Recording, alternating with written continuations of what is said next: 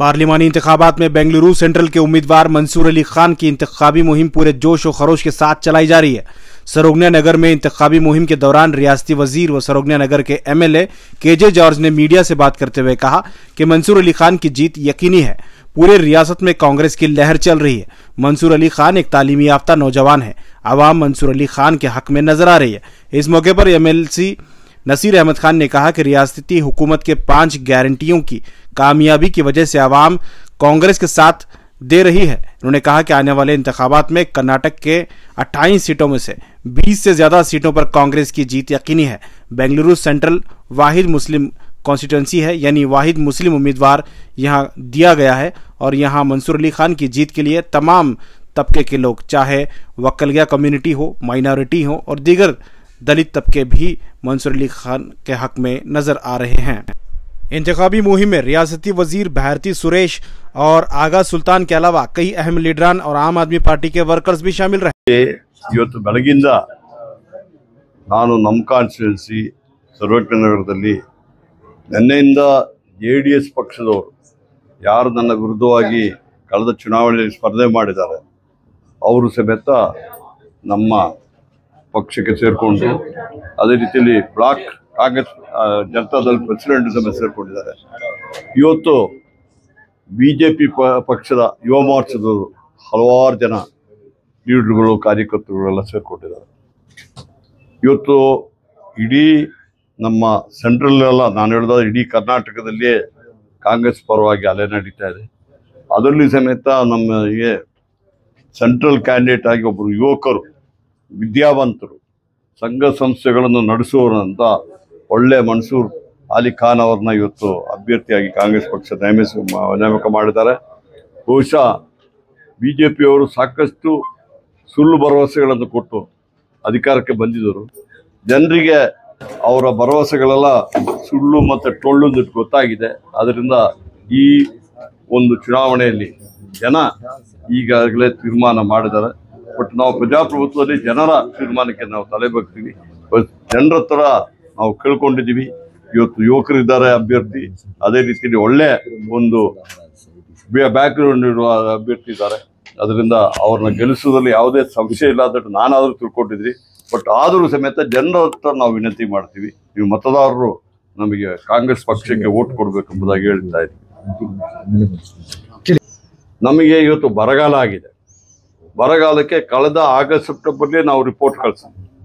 ನಮ್ಮ ಮುಖ್ಯಮಂತ್ರಿಯವರು ಹೋಗಿ ಪ್ರೈಮ್ ಮಿನಿಸ್ಟರ್ ಭೇಟಿ ಮಾಡಿದ್ದಾರೆ, ಹೋಮ್ ಮಿನಿಸ್ಟರ್ ಭೇಟಿ ಮಾಡಿದ್ದಾರೆ। ಯಾಕಂದರೆ ಹೋಮ್ ಮಿನಿಸ್ಟ್ರು ಆ ಬರಗಾಲ ಕಮಿಟಿ ಚೇರ್ಮನ್ ಅವ್ರು ಮೀಟಿಂಗ್ ಕರಿಬೇಕು।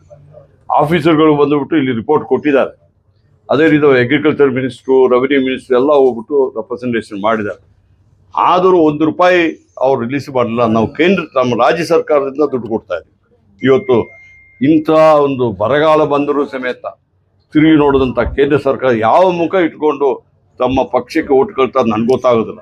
ಆ ರೀತಿಯ ಒಂದು ಇದಾಗಿದೆ, ಭಾರಿ ಅನ್ಯಾಯ ಮಾಡ್ತಿದ್ದಾರೆ ಕರ್ನಾಟಕಕ್ಕೆ। ಆದರೆ ಕರ್ನಾಟಕದಲ್ಲಿ ಸಮೇತ ಕಾಂಗ್ರೆಸ್ ಅಧಿಕಾರದಲ್ಲಿ ಇರ್ಬೋದು, ಆದರೆ ಬಿಜೆಪಿಗೆ ಓಟ್ ಕೊಟ್ಟ ಜನ ಇದ್ದಾರೆ ಅಂತ ಅವ್ರು ತಿಳ್ಕೊಳ್ಬೇಕಲ್ಲ। ಅದಕ್ಕೆ ಇವತ್ತು ಹೇಳ್ತಾ ಇದ್ದೀನಿ, ಇದಕ್ಕೆ ಸರಿಯಾದ ಉತ್ತರವನ್ನು ಈ ಚುನಾವಣೆಯಲ್ಲಿ ಜನ ಕೊಡ್ತಾರೆ। ಬೆಂಗಳೂರು ಕೇಂದ್ರ ಲೋಕಸಭಾ ಕ್ಷೇತ್ರದ ಅಭ್ಯರ್ಥಿಯಾದ ಮನ್ಸೂರ್ ಅವರ ಪರವಾಗಿ ಇವತ್ತು ಚುನಾವಣಾ ಈ ರ್ಯಾಲಿಗೆ ನಾವೆಲ್ಲ ಬಂದಿದ್ದೀವಿ। ಒಳ್ಳೆ ಉತ್ತಮವಾದ ಪ್ರತಿಕ್ರಿಯೆ ಸಿಗ್ತಾ ಇದೆ। ಈಗಾಗಲೇ ಸರ್ಕಾರದ ಯೋಜನೆಗಳು ಬಡವರ ಪರವಾಗಿವೆ, ಹೆಣ್ಮಕ್ಳ ಪರವಾಗಿವೆ, ಅವ್ರದ್ದೆಲ್ಲನೂ ಪ್ರತಿಕ್ರಿಯೆ ಬಹಳಷ್ಟು ಚೆನ್ನಾಗಿದೆ। ನಗುಮುಖದಿಂದ ನಮಗೆಲ್ಲ ಸ್ವಾಗತ ಕೋರಿ ಇವತ್ತು ಕಾಂಗ್ರೆಸ್ ಪಾರ್ಟಿಗೆ ವೋಟ್ ಹಾಕ್ತೀರಿ ಅಂತ ಹೇಳ್ತಾ ಇದ್ದಾರೆ। ಒಂದು ಅಂಡರ್ ಕರೆಂಟ್ ಅಂತ ಹೇಳ್ತಾರಲ್ಲ, ಅದು ಇವತ್ತು ಇಡೀ ರಾಜ್ಯದಲ್ಲಿ ಗೋಚರ ಆಗ್ತಾ ಇದೆ। ಅದರಿಂದ ಬೆಂಗಳೂರು ಕೇಂದ್ರ ಕ್ಷೇತ್ರದಲ್ಲೂ ಸಹ ಕಾಂಗ್ರೆಸ್ ಪಕ್ಷ ಗೆಲ್ಲೋದ್ರಲ್ಲಿ ಯಾವುದೇ ಅನುಮಾನ ಇಲ್ಲ, ನಾವು ಗೆಲ್ತೀವಿ ಅಂತ ನನ್ನ ಭಾವನೆ।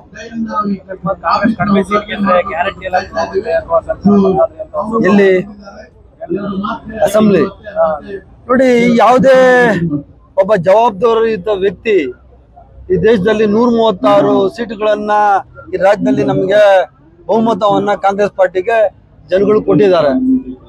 ಅಂತಹ ಬಹುಮತದ ಸರ್ಕಾರವನ್ನ ಕೆಡವುತ್ತೀವಿ ಅಂತ ಹೇಳೋದೇನೆ ಪ್ರಜಾಪ್ರಭುತ್ವದ ವಿರೋಧಿ ಕೆಲಸ। ಹಾಗಾದ್ರೆ ಸಂವಿಧಾನಕ್ಕೆ ಬೆಲೆ ಇಲ್ವಾ? ಮತ್ತೆ ಕುದುರೆ ವ್ಯಾಪಾರ ಸ್ಟಾರ್ಟ್ ಮಾಡ್ತಾರೆ ಅಂತನ? ಅವ್ರು ಯಾವುದೇ ಯೋಜನೆಗಳು ಈ ಸರಿ ಸಕ್ಸಸ್ ಆಗಲ್ಲ, ಗೊತ್ತಾಗಿದೆ ಜನಗಳಿಗೆ। ಅದಕ್ಕೆ ಅವರು ಈ ತರ ದುಸ್ಸಾಹಸಗಳಿಗೆ ಕೈ ಹಾಕಬಾರ್ದು ಅಂತಾನೆ ನಮ್ಮ ರಾಜ್ಯದ ಜನತೆ ನಮ್ಗೆ ಹೈಯೆಸ್ಟ್ ಆಶೀರ್ವಾದ ಮಾಡಿದ್ದಾರೆ. ಈ ಕನ್ಸಲ್ ಸಹ ನೆನ್ಸ್ಕೊಳ್ಳೋದು ಬೇಡ. ಬಿಜೆಪಿ ಅವರಾಗ್ಲಿ JDS ಅವರಾಗ್ಲಿ ಕರ್ನಾಟಕ ರಾಜ್ಯದ ಕಾಂಗ್ರೆಸ್ ಸರ್ಕಾರವನ್ನು ಕೆಡವಲಿಕ್ಕೆ ಯಾವುದೇ ಕಾರಣಕ್ಕೂ ಅವ್ರಿಗೆ ಸಾಧ್ಯ ಆಗೋದಿಲ್ಲ. ಯಾವುದೇ ಪ್ರಯತ್ನ ಪಟ್ರು ಅವರು ಫೇಲ್ಯೂರ್ ಆಗ್ತಾರೆ. जितना मुझे जानकारी है उस हिसाब से पूरे कर्नाटक के अंदर और पूरे राष्ट्र के अंदर आज लोग एक नई सरकार बनाना चाहते हैं, एक नई सोच के साथ आगे बढ़ रहे हैं। मैं समझता हूं कि एक लोगों को पिछले 10 साल से पता चल गया है, सिर्फ जुमलेबाजी से, नारेबाजी से, मन की बात से सब हुकूमत चला नहीं सकते। ये जो पिछले 10 साल में जो गरीब और पैसे वालों के बीच में जो दरार था, जो रास्ता है, वो और बढ़ता गया। अब सिर्फ राहुल गांधी एक होप है कि गरीबों के वास्ते लड़ाई लड़ी जा रही है। ये जो जंग है या जो लड़ाई है, ये गरीबों के लिए लड़ने वाली लड़ाई है। आप लोगों ने देखा होगा कि लोग प्राइस राइज के बारे में इतना तंग आ चुके हैं कि उनका घर चलाना मुश्किल हो रहा है। तो उसी लिए सिद्धरामैया साहब बेसिक यूनिवर्सल इनकम के नाते लोगों के हाथ को थोड़ा बहुत पैसा पहुंचाने की ज़रूरत है, उनको ताकतवर बनाने की ज़रूरत है, इकोनॉमिकली उनको स्ट्रांग करने की ज़रूरत है। उसी लिए महीने को 2000 रुपया मतलब उनके पास पहुंचा रहे हैं। और उसी तरीके से अन्नभाग्य स्कीम में हर आदमी को 170 रुपया, अगर 10 आदमी हैं तो 1700 रुपया उनके अकाउंट में पहुंच रहा है। और ऐसे ही गृह ज्योति के 500 रुपया, 700 रुपया, 1000 रुपया जो इलेक्ट्रिक का बिल आती थी, तो ये फैमिली में तकरीबन 4 से 5000 रुपया उन लोगों को फायदा हो रहा है। ये वजह ये है कि उनकी जो ये प्राइस राइज की वजह से, ये महंगाई की वजह से तो लोग बहुत मुश्किल में थे, तो उनको थोड़ा आसान ज़िंदगी गुजारने के लिए ये एक फाइनेंशियली सपोर्ट करने का एक फार्मूला था। उस वजह से यूनिवर्सल बेसिक इनकम जो फॉरेन कंट्रीज़ में भी है, यूरोपियन कंट्रीज़ में भी है, उसी तरीके से ये मुहिम चलाई गई है। अब आने वाले दिनों में कांग्रेस की हुकूमत अगर कर्नाटक ऑल इंडिया में बनेगी तो तकरीबन 8000 रुपया एक साल देने का, मतलब एक महीने का 8000 रुपये देने का वादा किया गया है। और इंशाल्लाह इससे बहुत बड़ा फायदा होगा।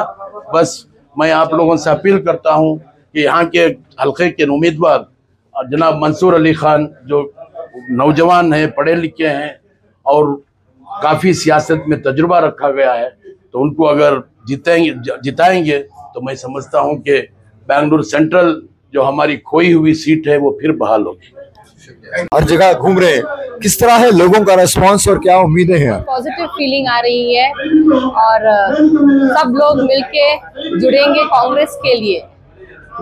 एजुकेटेड लोग और एजुकेशन के फील्ड में रहने वालों लोगों का एक विजन रहेगा कि वो इस देश के लिए, इस स्टेट के लिए क्या अच्छा कर सकते हैं। ये तो ट्रैफिक के लिए, इंफ्रास्ट्रक्चर के लिए और रोड्स के लिए जरूर, आम आदमी के लिए ट्रैफिक की समस्या के लिए बहुत काम करेंगे। क्योंकि IT सेक्टर बैंगलोर में रहने की वजह से ट्रैफिक बहुत बढ़ गई है। देखिए, जो हमारी कैंपेनिंग चल रही है माशाल्लाह वो बेहतरीन कैंपेनिंग चल रही है। और जो भी अब तक हमने जहाँ पर भी जो भी कॉन्स्टिट्यूंसी में हमने कदम रखा है, वहाँ से लोगों की उम्मीदें कैंडिडेट से जुड़ी हुई हैं। क्योंकि जो 15 साल इन्होंने जो मौका दिया था बीजेपी के MP को, PC मोहन साहब को, उन्होंने कोई काम नहीं किया हुआ है और नज़र ही नहीं है आप सारे लोकसभा कॉन्स्टिट्यूंसी में। और उनका कुछ कंट्रीब्यूशन नहीं है। ये मैं नहीं कह रहा हूँ, लोग कह रहे हैं कि हमने देखा ही नहीं है MP को आज तक जीतने के बाद में, फिर दिखाई नहीं, 5 साल तक दिखते नहीं है, फिर इलेक्शन के बाहर ही निकलते। 5 साल का चांद है ये, 5 साल में एक ही बार निकलता है फिर छुप जाता है, ये लोगों का कहना है। और मंसूर एक पढ़े लिखे नौजवान है और एक एजुकेशनिस्ट है और एक विजन रखने वाले शख्सियत है ये, और ग्रास रूट से आए हुए हैं। लोगों की उम्मीद इनसे ज़्यादा जुड़ी हुई है और मैं उम्मीद करता हूं कि इंशाल्लाह जीतेंगे। जीतने के बाद में आप ಬ್ಯಾಂಗ್ಳೂರ್ ಸೆಂಟ್ರಲ್ की आवाज पार्लियामेंट में वो बन के जाएंगे। ಪ್ರತಿಯೊಬ್ಬರ ಬಾಯಲ್ಲೂ ಬರ್ತಾ ಇದೆ। ಇವತ್ತು ಬೆಳಗ್ಗೆ ನಮ್ಮ ಜಾರ್ ಸರ್ ಮೀಟಿಂಗ್ ತಗೊಂಡ್ರು, ಅದನ್ನ ಹೇಳಿದ್ರು ಪ್ರತಿಯೊಂದು ಮನೆಗೆ ಹೋದ್ರು ಅಯ್ಯೋ ಅವ್ರು ಸಾಫ್ಟ್ ಕ್ಯಾರೆಕ್ಟರ್ ಅಂತೆ, ಸಾಫ್ಟ್ ಆಗಿ ಮಾತಾಡ್ತಾರಂತೆ, ತುಂಬಾ ಚೆನ್ನಾಗಿ ಅವರು ಎಜುಕೇಶನ್ ಕೊಡ್ತಾ ಇದಾರಂತೆ, ಸೋಷಿಯಲ್ ತುಂಬಾ ಜನ ಅದು ಬಾಯಲ್ಲಿ ಪಬ್ಲಿಕ್ ಅಲ್ಲೇ ಬರ್ತಾ ಇದೆ. ಆದ್ರಿಂದ ನಮ್ಗೆ ತುಂಬಾ ಒಳ್ಳೆ ರಿಸಲ್ಟ್ಸ್ ಬರ್ತಾ ಇದೆ. ಈ ಸಲ ಖಂಡಿತ ನಮ್ಮ ಇದರಲ್ಲಿ MP ಎಲೆಕ್ಷನ್ ಅಲ್ಲಿ ಖಂಡಿತ ನಾವು ಸೆಂಟ್ರಲ್ ಮತ್ತೆ ಎಲ್ಲಾ ಇಡೀ ಕರ್ನಾಟಕದಲ್ಲಿ ನಮ್ಮ ಸಿದ್ದರಾಮಯ್ಯ ಸಾರು, ನಮ್ಮ TK ಸಾಹೇಬ್ರು, ಮತ್ತೆ ನಮ್ಮ KJ ಜಾರ್ಜ್ ಸಾಹೇಬ್ರು ಪ್ರತಿಯೊಬ್ರು ಹೇಳಿದಂಗೆ, ರಿಜ್ವಾನ್ ಅರ್ಷಾದ್ ಅವರು ಮತ್ತೆ ದಿನೇಶ್ ಗುಂಡೂರಾವ್ ಸರ್ ಅವರು, ಸಮೀರ್ ಸಾಹೇಬ್ರು ಪ್ರತಿಯೊಬ್ರು ಹೇಳಿದಂಗೆ ಇಡೀ ಕರ್ನಾಟಕದಲ್ಲಿ ನಾವು ಹೆಚ್ಚಿನ ಸಂಖ್ಯೆಯಲ್ಲಿ ತಗೊಂಡ್ ಬಂದೇ ಬರ್ತೀವಿ. ಅದರಲ್ಲೂ ಇಲ್ಲಿ ನಮ್ಮ ಬ್ಯಾಂಗ್ಳೂರ್ ಸೆಂಟ್ರಲ್ಲಿ ಹೊಸ ಹವಾ ಬಂದಿದೆ. ಹೊಸ ಹವಾ ಅಂದ್ರೆ ಹೇಗೆ ಅಂದ್ರೆ ನಾವು ಎಲ್ಲೇ ಮನೆಗಳ ಹತ್ರ ಹೋದ್ರು ಈಗ ಒಂದು ಚಿಕ್ಕ ಮಗು ಬಾಯಲ್ಲೂ ಮನ್ಸೂರ್ ಅನ್ನೋ ಬಾಯಲ್ಲಿ ಮಾತು ಬರ್ತಿದೆ. ಅಷ್ಟು ಚೆನ್ನಾಗಿ ಪ್ರಚಾರಗಳು ನಡೀತಾ ಇದೆ. ಈಗ ನಮ್ಗೆ ಯಾಕೆ ಪ್ಲಸ್ ಪಾಯಿಂಟ್ ಅಂದ್ರೆ ಈಗ ನಾವು ಮಾಡ್ತಿರೋದು ಈಗ 10 ವರ್ಷ ಇತ್ತು. 10 ವರ್ಷ ಆಳ್ವಿಕೆಯಲ್ಲಿ ಅವ್ರು ಏನ್ ಮಾಡಿದ್ದಾರೆ, ದುರಾಡಳಿತ ಮಾಡ್ಕೊಂಡು ಹೋಗ್ತಾರೆ BJP ಅವರು. ಎಲ್ಲ ಸುಳ್ಳು ಆಡಳಿತಗಳನ್ನ ಮಾಡ್ಕೊಂಡು ಹೋಗಿದ್ದಾರೆ. ಅವರಿಂದ ಏನು ಮಾಡಕ್ಕಾಗಲ್ಲ ಅಂತ ಜನಗಳಿಗೆ ಗೊತ್ತಾಗಿದೆ. ಅದರಲ್ಲೂ ಹೆಚ್ಚಿನದಲ್ಲಿ ನಮ್ಮ ಸಿದ್ದರಾಮಯ್ಯ ಆಳ್ವಿಕೆಯಲ್ಲಿ ಹೆಚ್ಚಿನ ಮಹಿಳೆಯರಿಗೆ ಸೌಲಭ್ಯಗಳನ್ನ ಒದಗಿಸಿರೋದ್ರಿಂದ ಈ ಸಲ ಖಂಡಿತ ನಾವು ಇಡೀ ಹೆಚ್ಚಿನ ಸಂಖ್ಯೆಯಲ್ಲಿ ಗೆದ್ದೇ ಗೆಲ್ತೀವಿ. ಅದರಲ್ಲೂ ಬೆಂಗಳೂರು ಸೆಂಟ್ರಲ್ ಅಲ್ಲಿ ಹೆಚ್ಚಿನ ಅಂಶ ಇದು ತಂದು ನಾವು ಗೆದ್ದೇ ಗೆಲ್ತೀವಿ. ಬರೀ ನಾನು ಒಂದು ಹೇಳಕ್ ಇಚ್ಛೆ ಪಡ್ತೀನಿ, ಇಷ್ಟು ದಿವಸ ನಾನು ಎಷ್ಟು ಎಲೆಕ್ಷನ್ ನೋಡಿದೀನಿ, ಈ ತರ ಜನಗಳ ಉತ್ಸಾಹ, ಈ ತರ ಜನಗಳು ಬಂದ್ ಆಚೆ ಕಡೆ ನಮ್ಮನ್ನ ಎಷ್ಟು ಇದು ಮಾಡ್ತಾ ಇದಾರೆ ಅಂದ್ರೆ ಸಪೋರ್ಟ್ ಮಾಡ್ತಾ ಇದಾರೆ. It is hats off the people of Mahadevapura. ಅವರಿಂದ ನಾವು ಈಗ ಏನು ನಮ್ಮ ಸರ್ಕಾರ ಬಂದ್ಮೇಲೆ ಎಷ್ಟು ಸಹಕಾರಗಳು ಬಂದಿದೆ ಅಂತ ಅವ್ರಿಗೆ ಈಗ ಜನರಿಗೆ ಗೊತ್ತಾಗ್ತಾ ಇದೆ. ಅವರೇ ಖುದ್ದಾಗಿ ಆಚೆಗಳು ಬಂದು ನಮಗೆ ಪ್ರೋತ್ಸಾಹ ಕೊಡ್ತಾ ಇದ್ದಾರೆ. ನಮ್ಮ ಅಭ್ಯರ್ಥಿ ಮನ್ಸೂರ್ ಅಲಿ ಖಾನ್ ಗೆದ್ದದಂತೂ ಅದು ನಿಜ, ಸತ್ಯ. ಯಾಕಂದ್ರೆ ಇಲ್ಲಿ ಈ ಕ್ಷೇತ್ರದಲ್ಲಿ ಇರಲಿ, ಎಂಟೈರ್ ಬೆಂಗಳೂರು ಸಿಟಿಯಲ್ಲೇ ಇರಲಿ, ಏನ್ ಕೆಲಸನೂ ಆಗಿಲ್ಲ ನಮ್ಮ ಶಾಸಕರಿಂದ BC ಮೋಹನ್ ಅವರಿಂದ. ಅವ್ರು ಯಾರಂತಾನೆ ನೋಡಿಲ್ಲ, ನಾವು ಅವ್ರ ಮುಖ ನೋಡಿಲ್ಲ. ಜನಗಳಲ್ಲಿ ಒಂಥರ ಬೇಸಿಗೆ ಇದೆ, ಬೇಜಾರಾಗಿದೆ ಜನಗಳು. ಒಂದು ಯಾವುದೇ ಒಂದು ಡೆವಲಪ್ಮೆಂಟ್ ಆಗಿಲ್ಲ, ಒಂದು ಸಿವಿಕ್ ಡೆವಲಪ್ಮೆಂಟ್ ಆಗಿಲ್ಲ. ಅವರಿಂದ ಏನೋ ಒಂದು MP ಅಂತ ಒಂದು ಏನು ಬಂದು ಮುಂದ್ಗಡೆ ಕೆಲಸ ಮಾಡಿಲ್ಲ ಅವರು. ಈಗ ಒಂದು ಒಳ್ಳೆ ಅವಕಾಶ ಸಿಕ್ಕಿದೆ. ನಾವು ಜನಗಳಿಗೆ ಏನ್ ವಿನಂತಿ ಮಾಡ್ತಾ ಇದೀವಿ, ನಾವು ಕ್ಯಾನ್ವಾಸ್ ಮಾಡ್ತಾ ಇದೀವಿ ಅಂದ್ರೆ ಒಂದು ಒಳ್ಳೆ ಅಭ್ಯರ್ಥಿನ ಚೂಸ್ ಮಾಡಿ, ಅವರು ವಿದ್ಯಾವಂತರು, ಅವ್ರ ಎಜುಕೇಶನಿಸ್ಟು, ಅವ್ರ ಸಮಾಜಕ್ಕೆ ಒಂದು ಒಳ್ಳೇದಾಗತ್ತೆ. ನಮ್ಮ ಬೆಂಗಳೂರು ಕ್ಷೇತ್ರಕ್ಕೆ ಅಭಿವೃದ್ಧಿ ಆಗುತ್ತೆ, ನಮ್ಮ ಮಹದೇವಪುರ ಕ್ಷೇತ್ರಕ್ಕೆ. ಬಿಕಾಸ್ ಅದು one of the important ward Mahadevapura ಬಂದು ಅದಕ್ಕೆ ಇಂಪ್ರೂವ್ಮೆಂಟ್ ಆಗುತ್ತೆ. ಅದರಿಂದ ಒಂದು ಒಳ್ಳೇದಾಗುತ್ತೆ ಅಂತ ನಾನು ಹೇಳಕ್ ಬಯಸ್ತೀನಿ.